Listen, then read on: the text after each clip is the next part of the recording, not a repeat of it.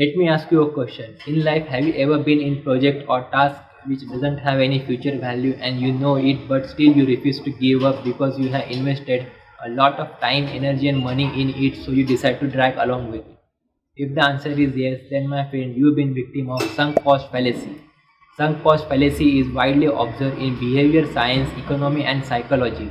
By understanding sunk cost fallacy, you can actually avoid making bad decisions across various aspects of your life. What is sunk cost fallacy?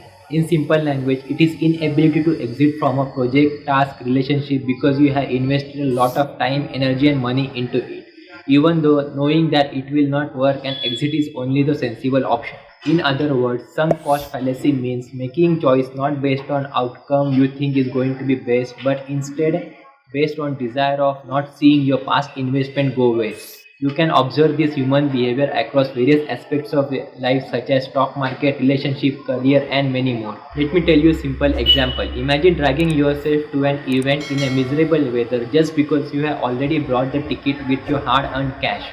Or a common example is preserving a relationship even after the point of no return.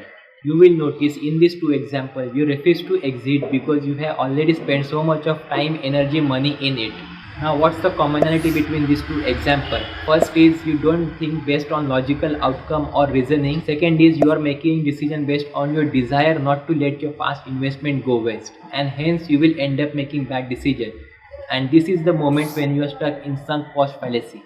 Richard Thaler, a pioneer of behavior science, first introduced sunk cost fallacy. Later, two important psychologists, Hal Arps and Catherine Bummer, want to examine the sunk cost fallacy in practice to expand the Thaler's definition beyond money and finance. They define the fallacy as a great tendency to continue an endeavor once investment in money, time and effort has been made. Arps and Bummer conduct several experiments to show people were influenced by sunk cost fallacy in their decision making.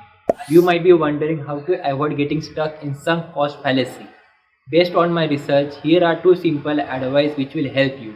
First is recognize the logical fallacy while making decision. It means logical fallacy are arguments that may sound convincing but they are based on faulty logic and therefore are invalid.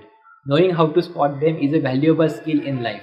Second, most important is being aware. Simply being aware of yourself and sunk cost fallacy will help you tremendously in making rational decisions in future, especially when you are making tough decisions. That's it for today. I hope you learned something from this, and to get more intellectual content, subscribe to my YouTube channel and don't forget to hit like button. Bye bye.